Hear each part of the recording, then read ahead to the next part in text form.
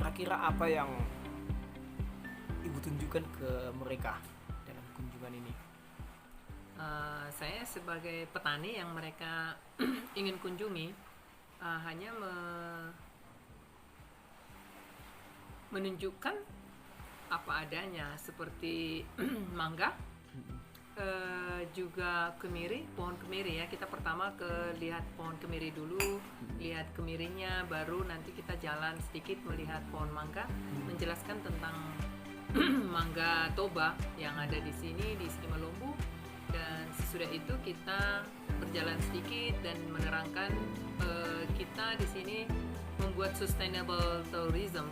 Jadi kita ada banyak pohon-pohonan, buah-buahan. Nah, kita menerangkan hal itu kepada beliau tentang apa yang saya tanam di sini, apa yang kita buatkan menjadi produk seperti minyak kemiri. Dia juga ingin melihat bagaimana proses mulai dari kemiri, dari pohonnya bagaimana membuka kemirinya sampai dia membuat minyak kemiri. Nah, itu yang akan kita tunjukkan.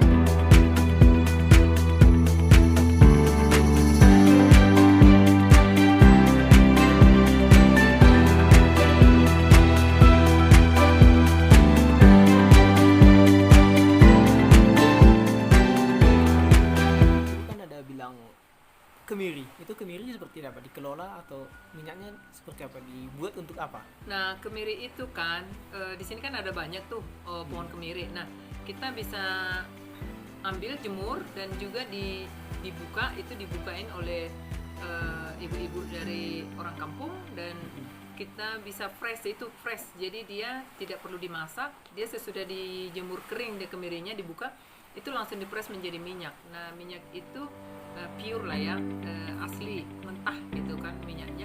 Nah, itu minyak itu bisa untuk obat gatal, terus bisa juga untuk hand body, bisa juga untuk rambut, menyuburkan rambut, bisa juga untuk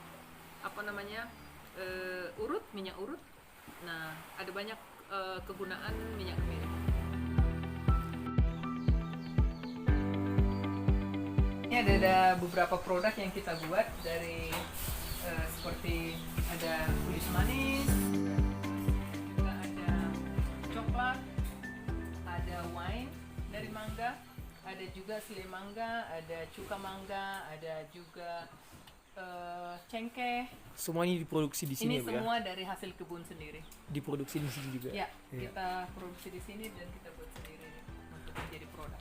Kalau nanti Ratu atau Raja Belanda penasaran dengan wine mangga, apakah masih tersedia? Oh, masih, itu pasti. Kita ada buat wine mangga.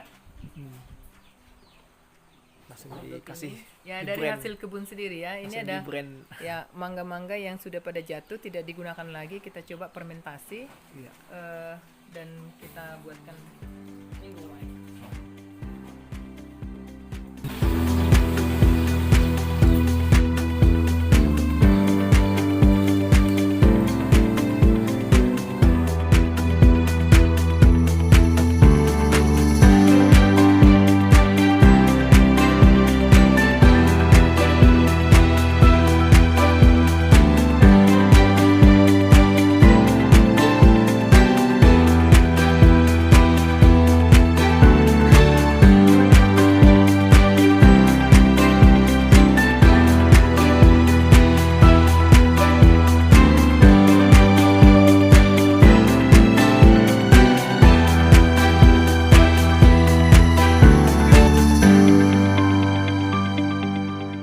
Pada saat mereka tiba di sini, ada nggak semacam sambutan yang dilakukan seperti misalnya sambutan tradisional dengan cara tradisional apa? Misal memberikan mereka ikan seperti itu. Untuk sambutan buat mereka tuh karena yang dikunjungi adalah petani, biasa saja. Jadi mereka mengunjungi petani, tidak ada musik, tidak ada yang tradisional, tidak ada. Mereka hanya Melihat bagaimana bercocok datang tanam. untuk melihat, karena waktunya juga singkat, hanya 30 menit ya. Jadi mereka hanya melihat bagaimana pohon-pohon di sini tumbuh. Jadi hanya ingin melihat sustainable aja gitu.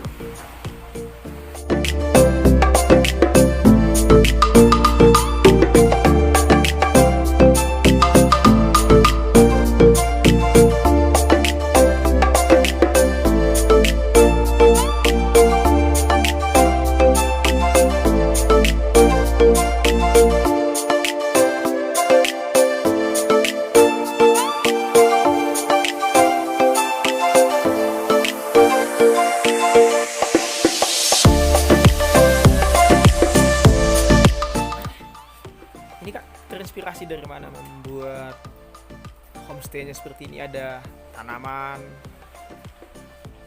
Sebenarnya sih kita apa namanya ya, sebagai seorang nelayan dan juga petani, kita kan ada banyak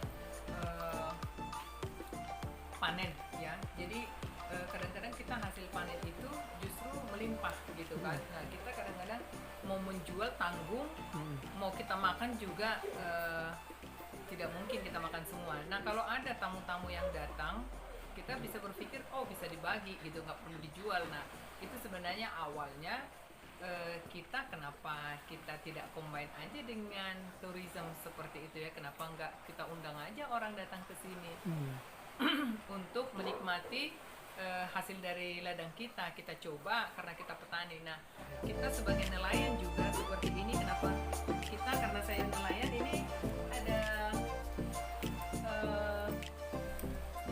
apa namanya, Perahu tradisional, solu ya. bilang solu lah ini ya, tradisional. Iya. Nah, itu kita coba di sini membuat meja karena memang kita tidak gunakan. Masih ada solu yang lain. Ini juga ada satu lagi yang betul-betul kita pakai,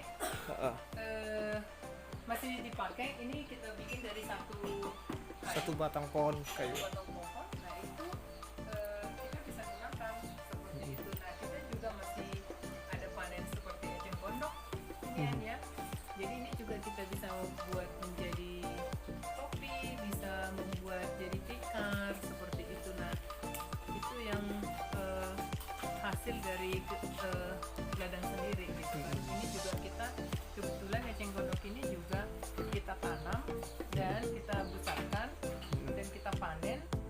Nah, kebetulan kan dia untuk membersihkan air di kolam sebelum pergi ke danau. Air itu sudah bersih dulu, dibersihkan oleh eceng gondok itu. Kalau air yang datang dari gunung atau dari selokan gitu kan. Jadi semua sebelum ke danau dia sudah bersih dulu dengan eceng gondok.